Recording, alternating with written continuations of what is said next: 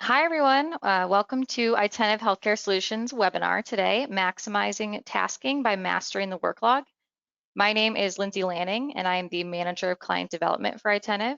Our normal intro here in voice, we love Chelsea, our Marketing Communications Coordinator, who usually introduces us, is out on maternity leave. So I hope I don't butcher this introduction too badly while I explain the process for today's presentation. So first, I would like to mention this webinar will be recorded. We're going to send out a copy of the slides and the recording within the next week. Next, for those of you who aren't familiar with Itentive, I wanted to share a bit of who we are with you. We specialize specifically in NextGen healthcare. We are passionate about providing solutions for our healthcare provider partners, which in turn help them to improve patient care, enhance the patient experience, and maintain a financially healthy practice. So to sum it all up, we do everything NextGen. Oh, and we also have add-on productivity solutions for NextGen, ChartGuard, and Refund Manager. Next, I wanted to mention some upcoming webinars. On March 4th, we'll be presenting Make a Statement by Improving Your NextGen Practice Statements. With the rise in high deductible health plans, practices must have a strategy to collect co-payments and co-insurance amounts. So knowing this, we believe it's important you're managing your statement process as efficiently as possible. So join us for this webinar where we will take you through a deep dive into the logic used in generating patient statements and look at some of the common problems we see and their causes. So we'll send out an invitation to that webinar and our other upcoming webinars you see on the screen about a week before each webinar. So make sure to keep your eyes out for those. Okay, so back to today's webinar on maximizing tasking by mastering the worklog. At the end of the presentation, we're going to open up the floor for questions from you. We will answer all the questions at the end, but you may type them in the questions area of the webinar control panel whenever they occur to you. Finally, for audio clarity purposes, everyone's phone will remain muted throughout the entire webinar. If you experience any audio issues, please use the chat box to let us know so we can help resolve them. And again, any questions may be entered in the questions box. So without further delay, I'd like to introduce our presenters for today. Dottie Pinnick is a managing consultant at Itentive, and Lexi DeMarsh is also a manager of consultant development at Itentive.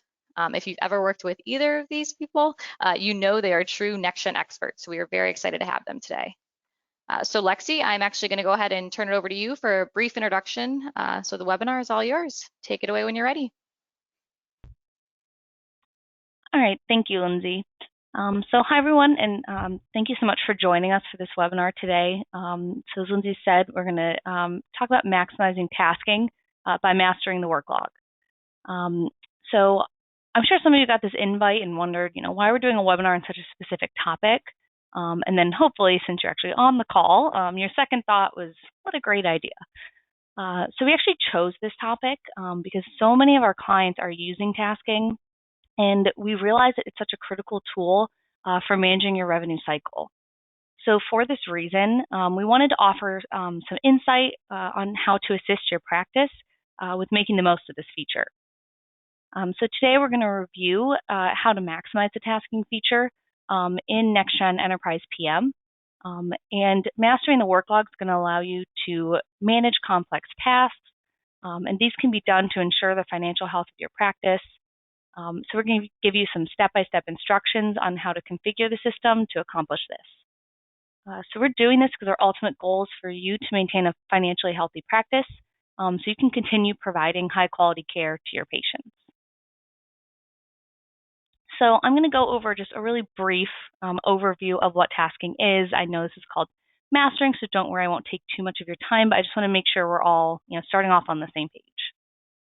So the NextGen Worklog Manager, it's a powerful tool, and this can be used to automatically or manually assign and complete specific tasks. So from things like appointment scheduling to accounts receivable follow-up, these tasks can automate the workflow in a typical office. So using the task reporting capabilities, employee productivity and workload, it can be monitored and evaluated. And the flexibility within the task configuration, it's actually designed to help adapt to your unique business rules and policies for your organization.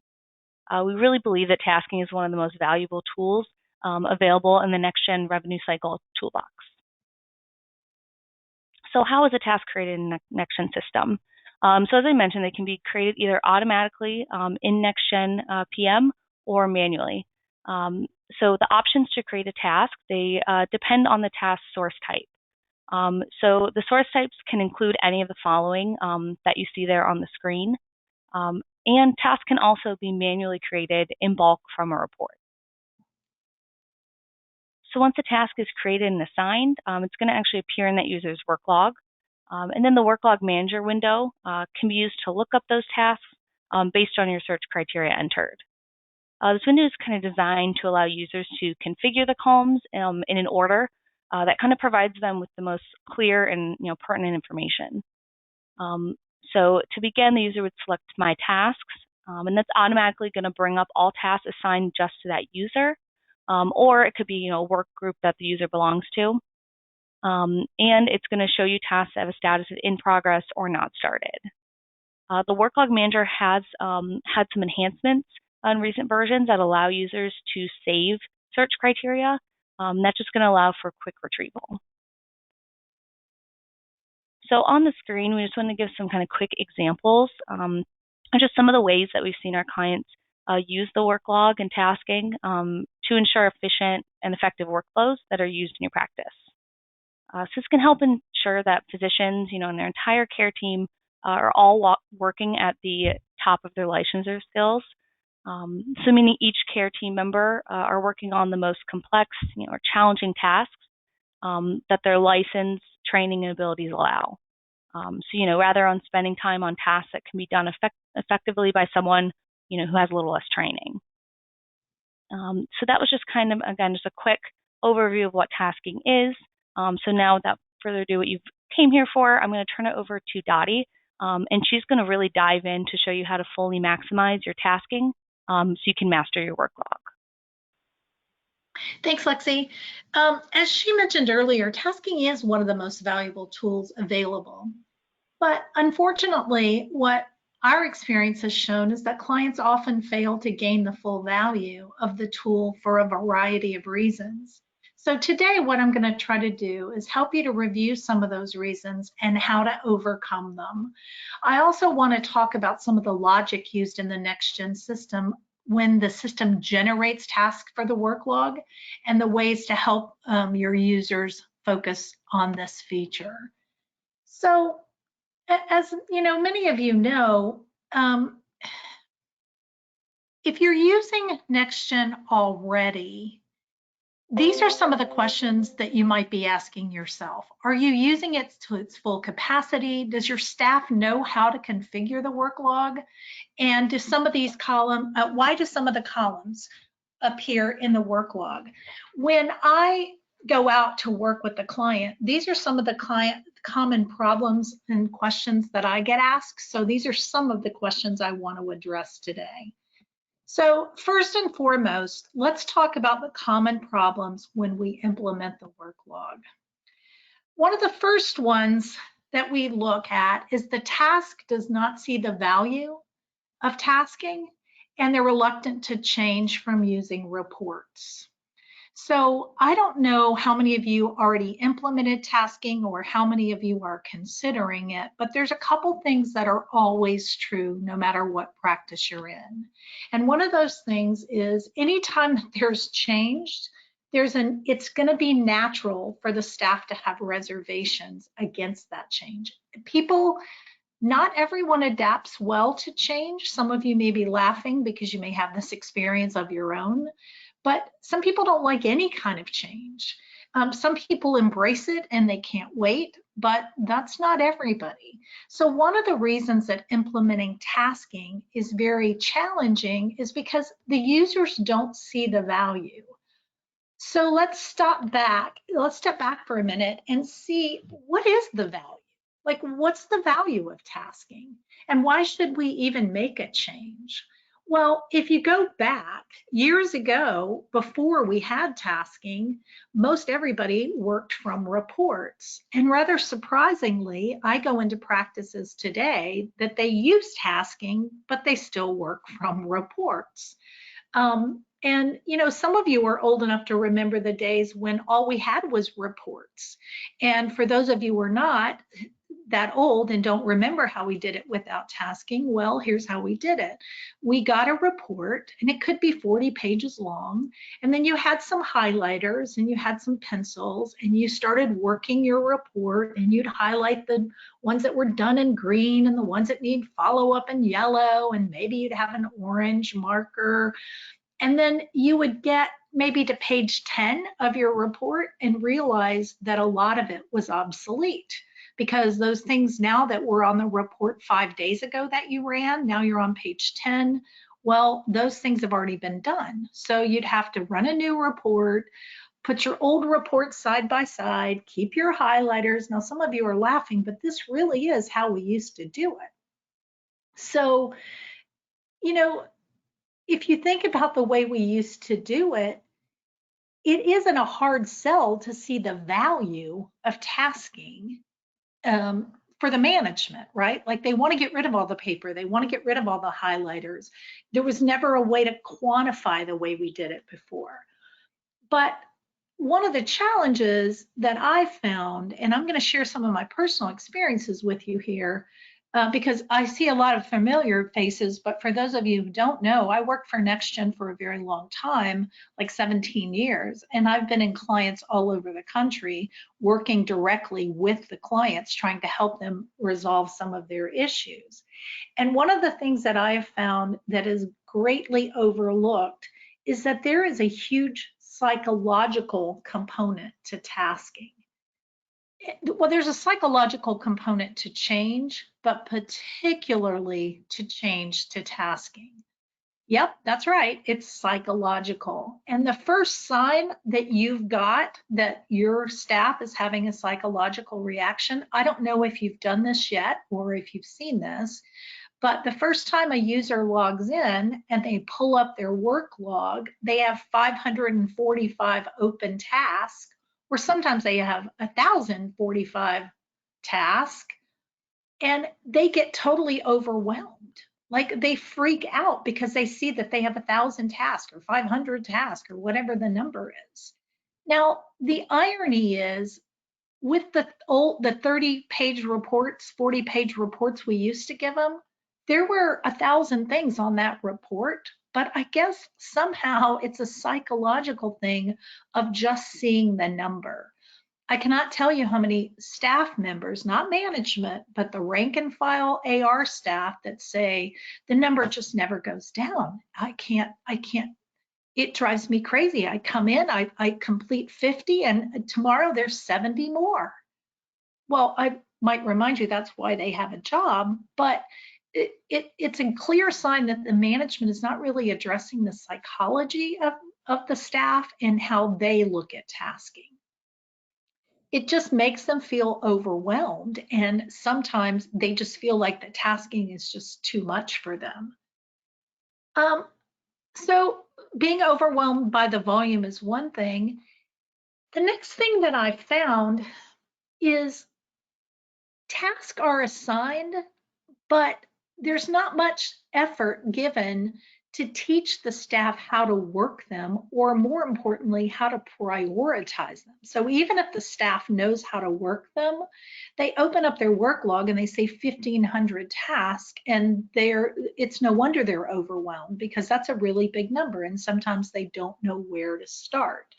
So what happens is the management spends a lot of time on configuring tasking and getting everything all set up, and then they just roll it out, drop it off at the curb, and expect the staff to understand it. And so one of the sort of failures that I see is the lack of understanding by the staff on how to actually prioritize that work. So it's really something to think about as well when the management is configuring the tasks. So I'm sure that on this call I have some managers and some rank and file AR people. But when the managers are creating the task, they really need to keep in mind what they want to be prioritized, because I can't tell you, I've had this conversation 100 times with AR managers, right, or RCM managers, and they'll say, I want my staff to look at everything that's over 17 days old from Medicare. Once it hits day 17, I want the staff to look at it. Well, okay, do you really want them to look at that when there's stuff out there that they haven't worked that's 90 days old? So one of the contributing factors to the staff being somewhat overwhelmed is the aggressiveness of the AR management team. Now, I understand that after 17 days a Medicare claim should be paid, but it's really important to think when you configure your task, how much bandwidth does your staff have? And do you really want them working on 17-day-old claims when there might be 90-day-old claims out there that haven't been worked yet either? So that's one thing you really have to think about when you're teaching them to prioritize and also when you're configuring the task. Another barrier is that the staff perceives there are just too many clicks. I don't know how many of you guys have heard this, but the staff says it's just so hard to work these things.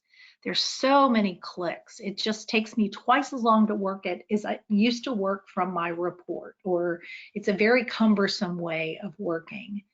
So unless the system is configured properly and the staff understands why each step in the process adds value, and make sure we don't have any steps in the process that don't add value, they're going to feel like they're doing things they don't have to do, and they're going to get really frustrated. I mean, that's just one of the ways it is. And lastly, in my experience, most of the failed attempts of launching tasking are caused by not really maximizing the worklog. The staff just hasn't been taught how to really take advantage of all the worklog features. And that's an issue that I see a lot. So the next thing I want to talk about is configuring the system. Let's look at some ways we can make your staff more efficient and reduce some of their frustrations. The first thing is in your practice preferences. So the first thing I'm going to address is the required fields. I can't tell you how many times I'll open up work with a client, look at their practice preferences, and they'll have 5 things required for every task. Well, don't forget, if you assign 5,000 tasks a month and you have 5 things checked that the staff has to touch for every task, then it begins to add up very quickly. Every one of these required fields is a click.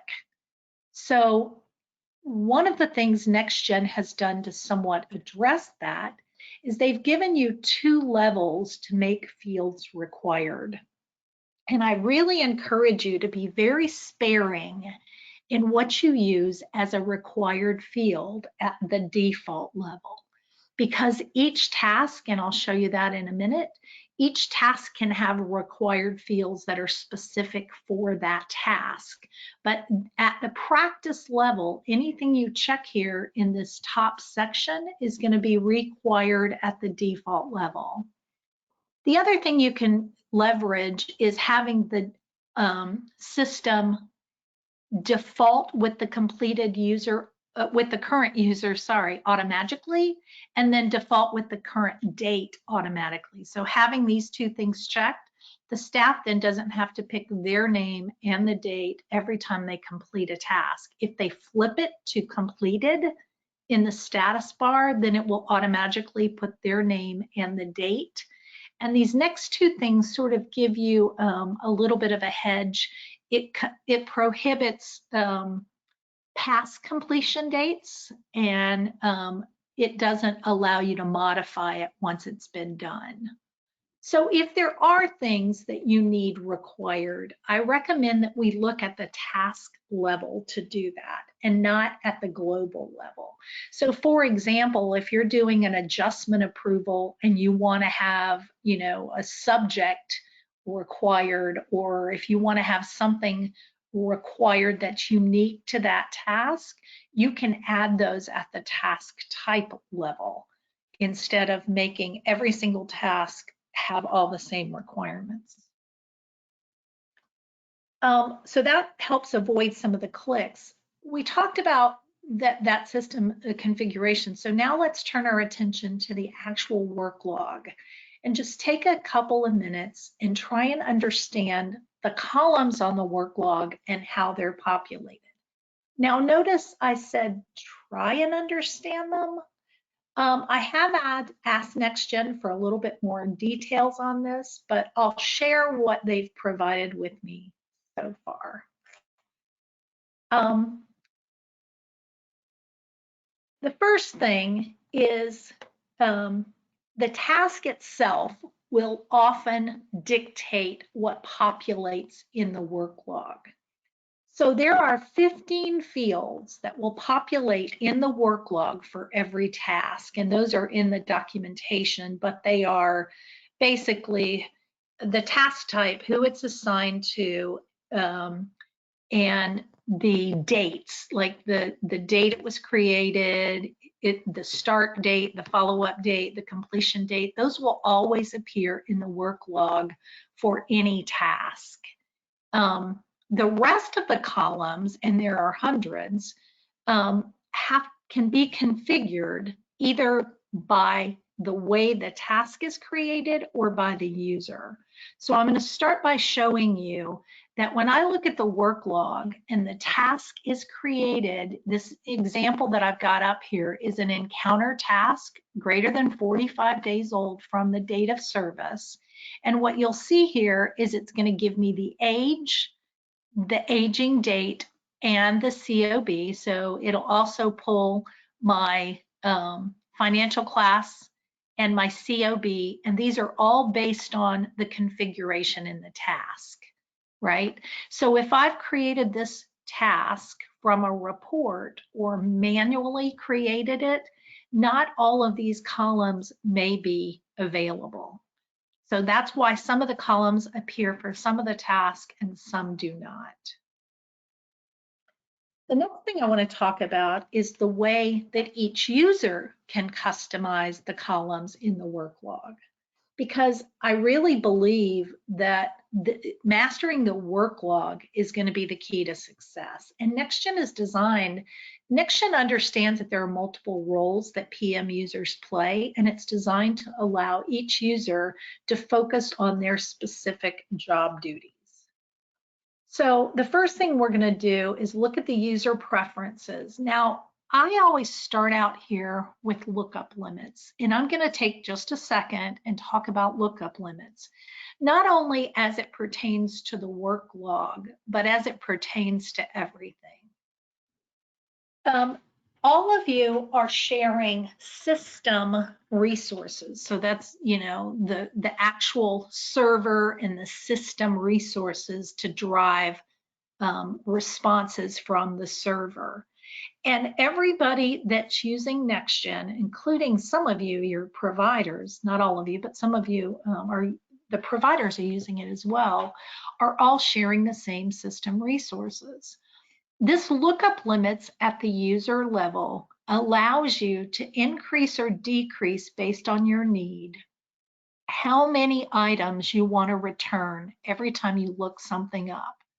So in my example, I've got this set to 100. So if I do an account lookup, it's only going to look up 100 people before it gives me a response. When I go into some practices and I see these set at 1,000 or 5,000 even for everything, that means that every time you look up an account, it's going to try to return 5,000 answers. If you can't look at 5,000 accounts at a time and you only need to look at 100, then I recommend you dial these limits back because it will improve your system performance. Now again, if you're billing encounters, if you're the person who bills encounters, you don't want to bill them 100 at a time, so maybe you would bump yours up to 5,000. But if you're just a person who's looking up encounters for something, you would want to make sure this is dialed back. The same on the work log. If you want to keep your staff from being overwhelmed, you can show them 100 at a time. Now, some people show 5,000 at a time, and you can pick a number between 100 and 5,000 that works for you. But just remember, every time you hit that find button on the work log, that's how many resources, that's how many records are going to be returned. And 5,000 takes a lot more system resources than 100 to return. So in the user preferences is where the remainder of the controls lie. So again, if you look closely in the user preferences, the first section is in the task section. So we looked in the lookup limits. Now we're going to look in the task sections. And what we're going to do is take a closer look at each section and teach you how to train your staff to use these. So the first section I want to look more closely at is the real-time columns. So the Worklog Manager real-time column display shows which columns in the worklog will appear in real time. So it will go out and calculate the real-time value of whatever columns you have selected. But let me also remind you that it also can impact your system response time. So if you have every one of these columns checked and you have your lookup limits set for 5,000, that means for 5,000 tasks, it has to go out and figure the account balance, if it's an appointment task, the appointment date, all the bucket balances, everything you've got checked here has to be pulled back, and it does increase system resources. So you need to be very realistic and limit this to what you need, not just click everything. The other thing this does is this location, primary payer, referring provider, and rendering provider, it also controls the filters in the actual work log itself. So if you don't have those checked, it will not return those results correctly in the work log lookup. So if you want to filter your work log by financial class, location, primary payer, rendering, or referring, you need to make sure you have these real-time columns selected so that those filters will work. The next thing is the do not refresh after updating task. And this is something that it's kind of self-explanatory, but you really need to work with your team to decide how they want this to work. Again, it goes back to your lookup limits. If you have your lookup limits set at 5,000 and you have all these green checks checked because you insist you need all this data, and I understand some people do, then every time you open a task and make a change in that task, it's going to have to refresh. So it's going to have to go back, pull 5,000 tasks, and populate all the real-time columns. And it can be very slow in some big systems. So that's why I encourage you to stay with your lookup limits within what's reasonable in your real-time columns, and then decide, do you need the list updated every time you open a task and close it? Because if you don't and it's taking too long, maybe you want to check this box that says don't refresh it. When I want it to refresh, I'll hit the find button. Again, it's kind of psychological because the staff will say, well, I just changed that to completed and it's still there. Well, it will be there until you manually hit that refresh button.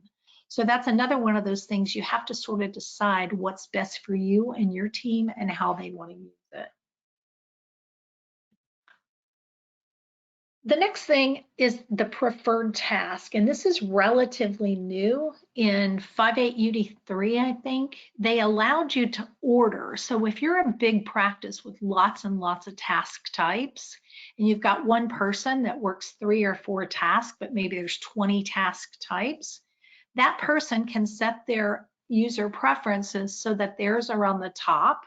And the ones that are checked here, if you use this option, when they open their work log, they don't even have to pick them. Those will automatically default in there every time they open their work log, and that can save them several clicks a day.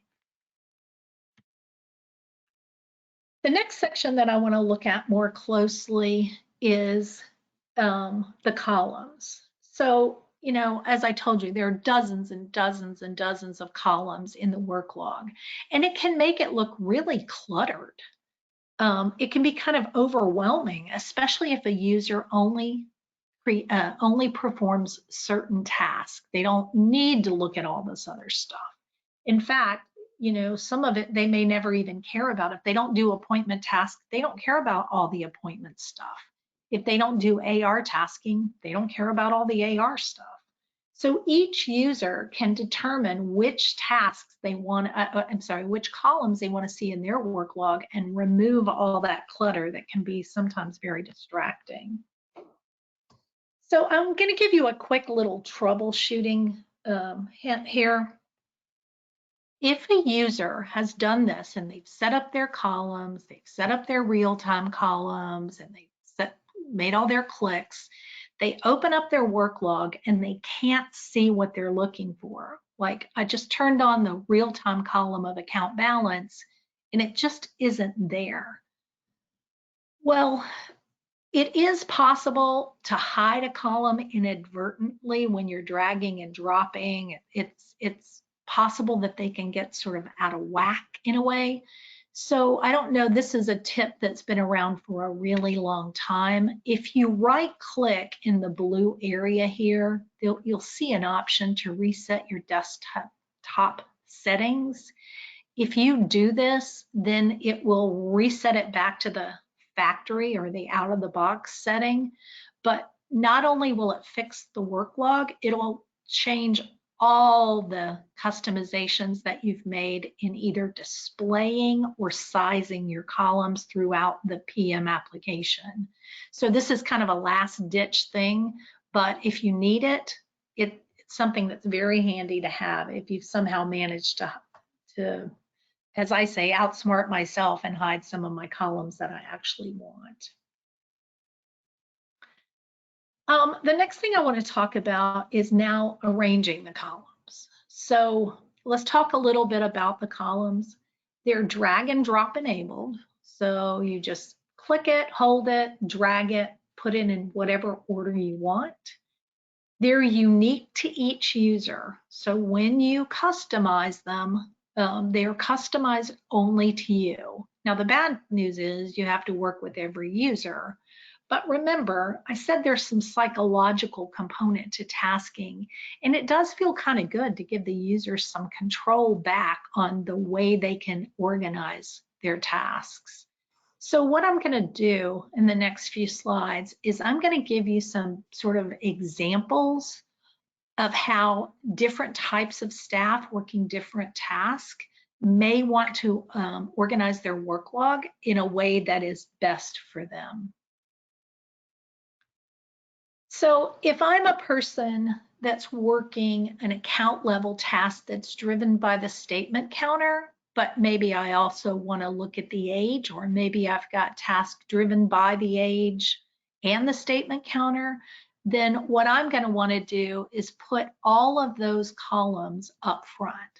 If I'm working patient balances and I'm working account level type task, then I'm going to put my account balance first. Maybe the last date a patient made a payment might be good, so I can start looking at those people who aren't even trying to make a payment. How old each account is based on my data patient responsibility, which is the criteria I use to set up this task. Again, if I'd use different criteria, my aging date and date criteria would be reflected as in the task configuration. So these are the columns that I may want to see in my work log.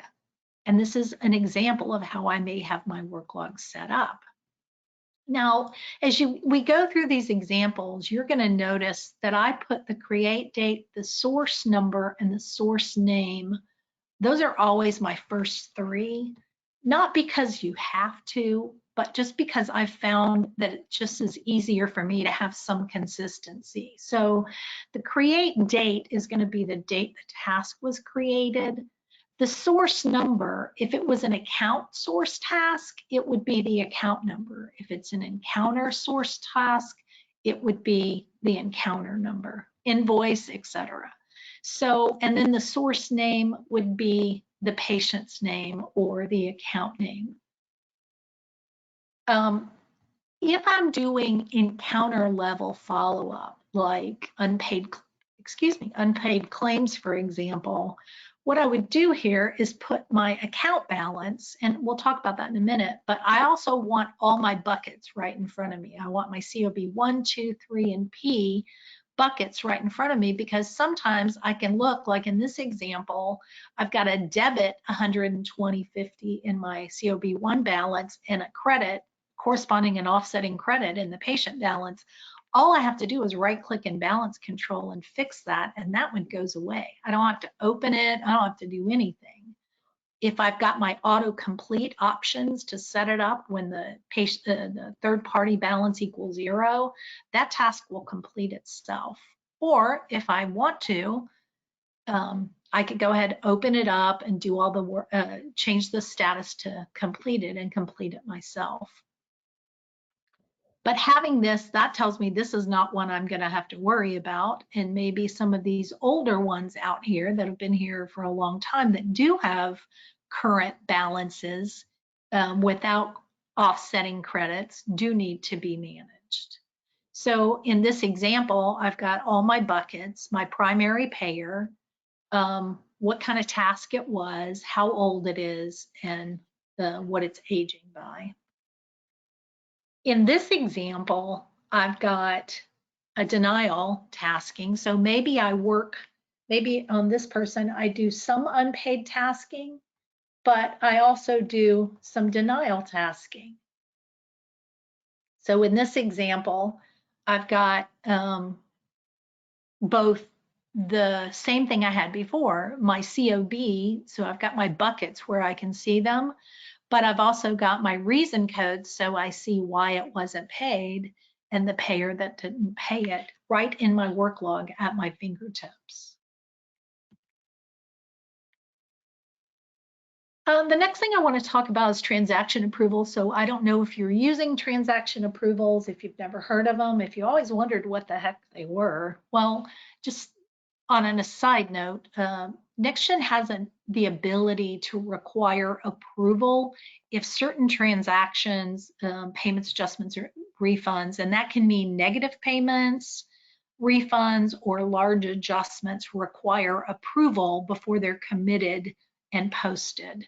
So if you're using that functionality and you want to set up a work log for your approver, you can remove all the other columns, just set up these basic columns, and when your approvers go in, they can see what the amount is, whose queue it's in, and go right to their work without seeing all the clutter of the other things. So now that we have a little better understanding of how to set up the work log for each user, and I'm going to tell you, I genuinely believe that the most successful clients with tasking have done a really good job of training their staff on how to really capitalize on that work log. Let's talk about some of the other features of the work log and how we can use them. Namely prioritization. As we discussed earlier, one of the common barriers of success is the staff doesn't really have direction on how to prioritize their work. And again, there's a whole debate about monitoring staff productivity with tasking, and that's kind of beyond the scope of this presentation. But if staff know they're being monitored on productivity, then it's easy just to go in and complete the easy ones, right? Because the easy ones they get more of. So teaching them how to prioritize their work is really important, because I can tell you, I've been in hundreds of NextGen practices, and never have I walked into the door of a practice that said, we have more than enough people to do our work. Because none of you have enough people to do your work, especially in the revenue cycle department. So I suspect you're all in that same boat, and given these limitations, it's even more critical that we get the staff to focus on what we want them to do, not what's necessarily the easiest. So just be careful that when you're teaching them to prioritize, you're not stepping over dollars to pick up pennies, as my grandma used to say.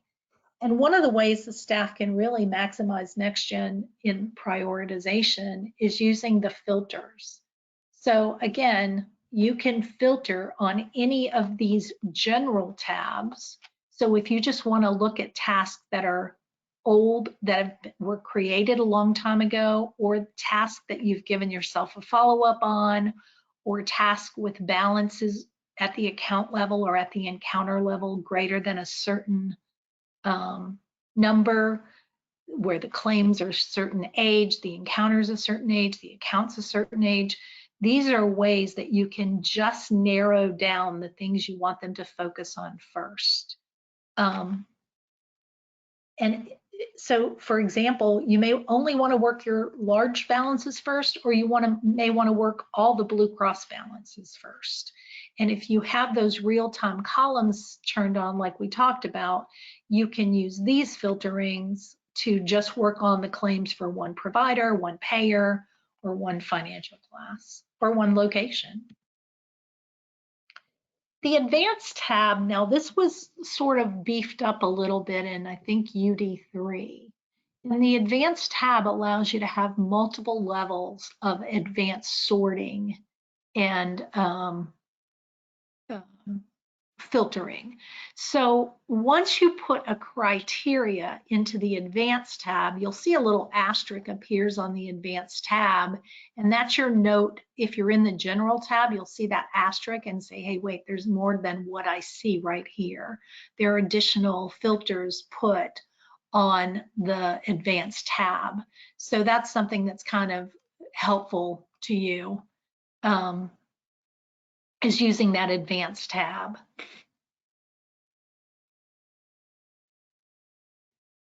So task, once you return the task, you can put them in any order. So for example, you can put them in ascending order, so you get the largest ones first. You can put them descending order.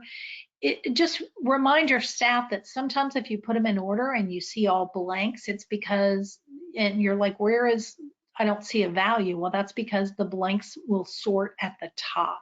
So if there's some that you're sorting and you don't see what you're looking for, scroll down, because sometimes that column will have blanks in it. There's also another feature that's relatively new in UD3 that allows each user to memorize searches in the Worklog. So let's say you want your staff to start their day by working account balances greater than $500.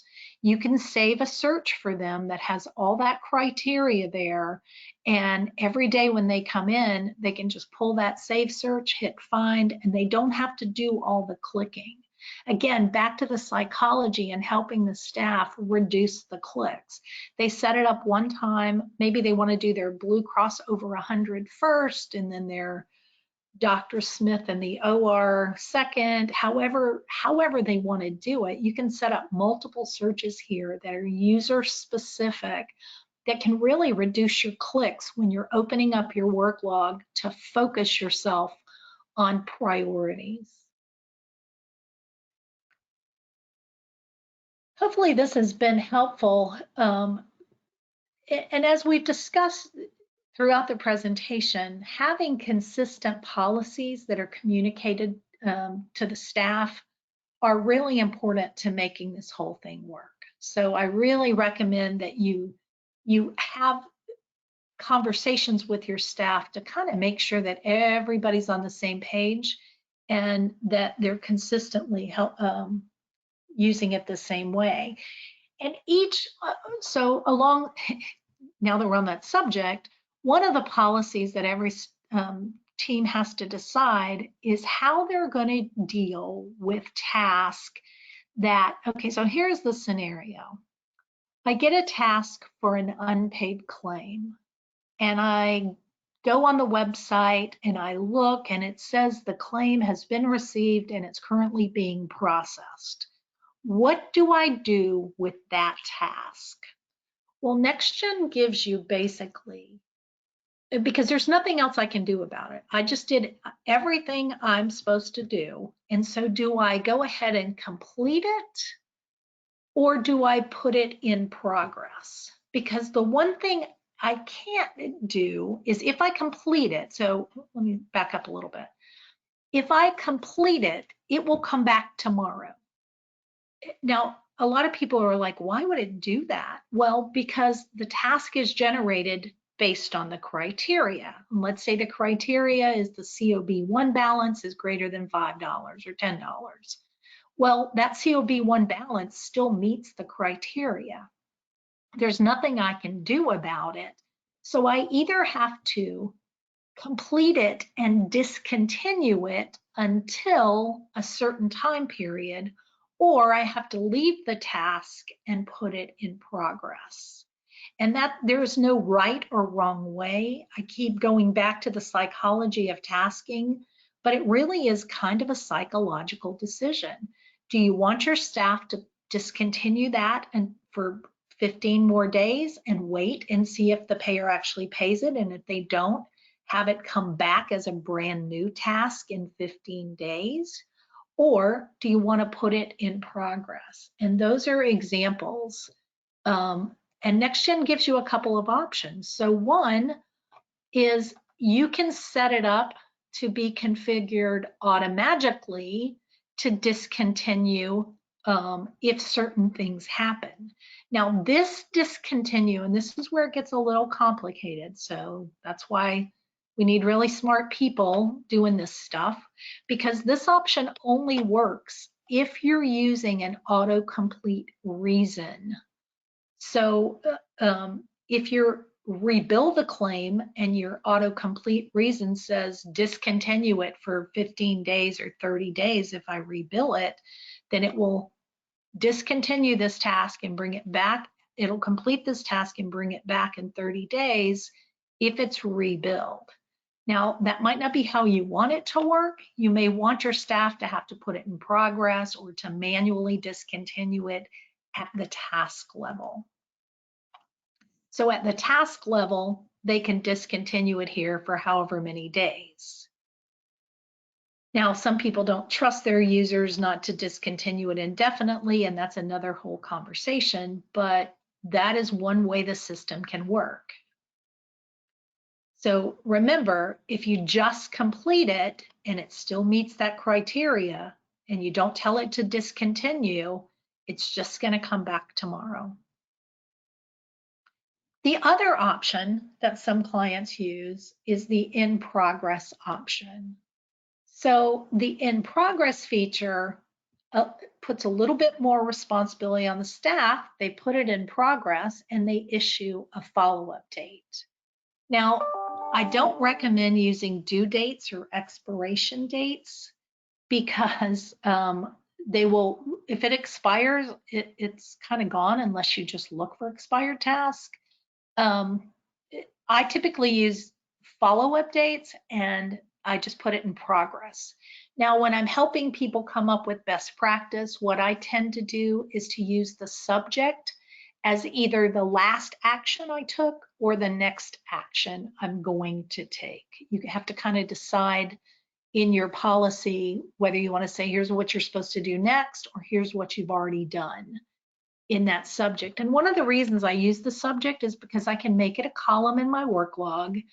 And then when I do my follow-up, my in progress task, I can see that subject right there without opening it up.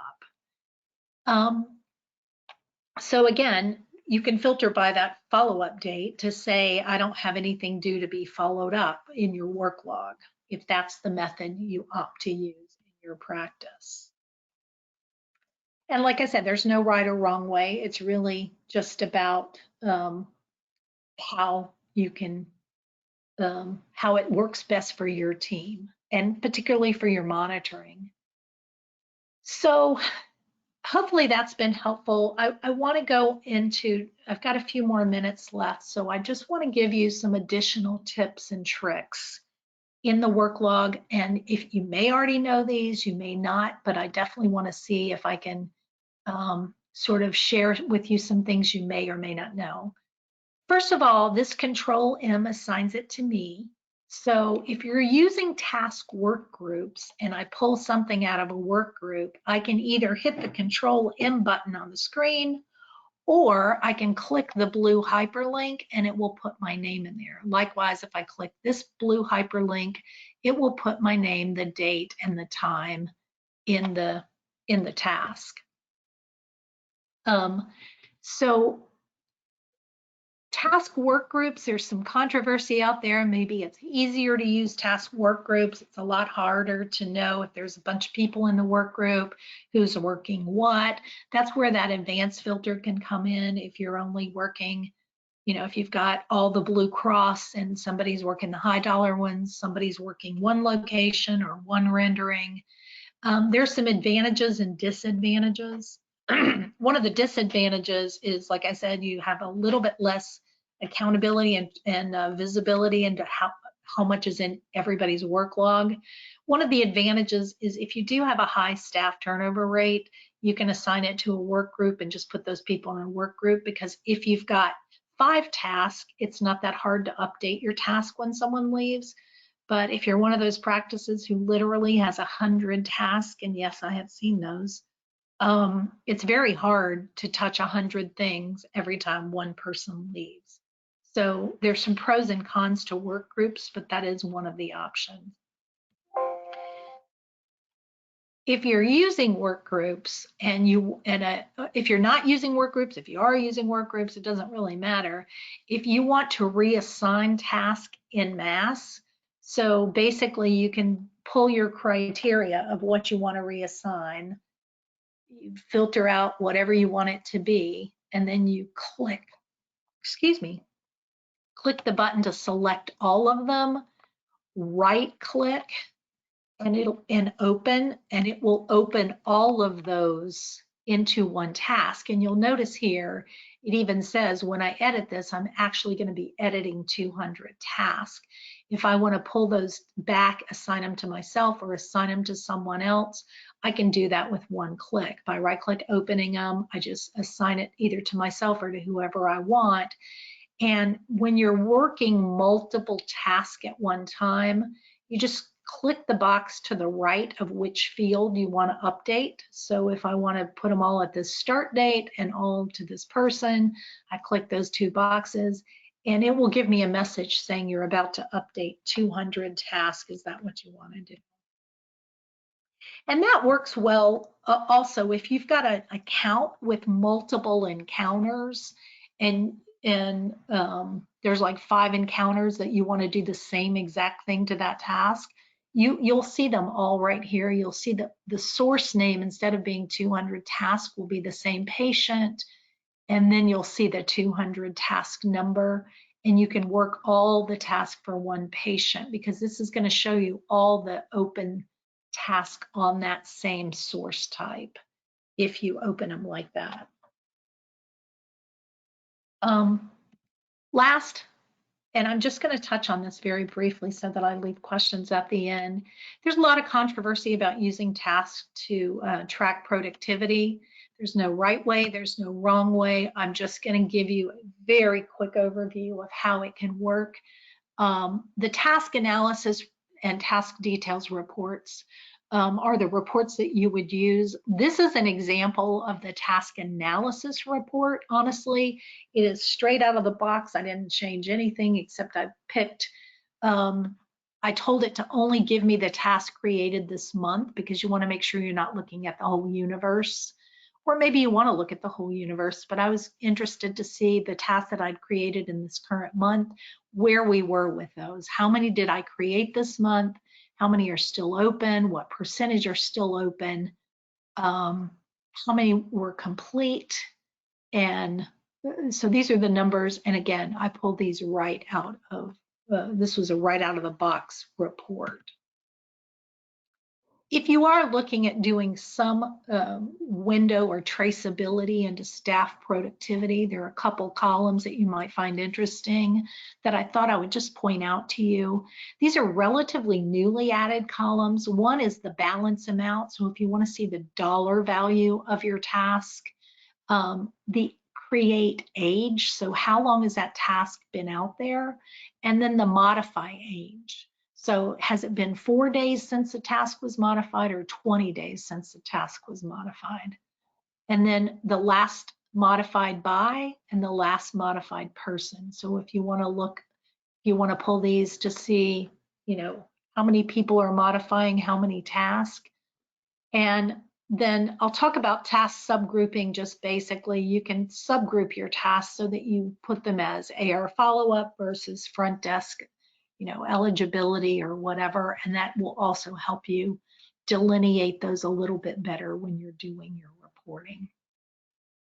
So that's all I have for you today. I feel like I talked a lot. There's just a lot I wanted to try and get into this because I think it's really an important topic. And, hopefully I want you to take a minute and look at how your staff is using the Worklog, and maybe we can help them. Maybe we can improve their productivity and give them a little bit less stress. So I'm going to turn over now for questions. Did we have any questions at all?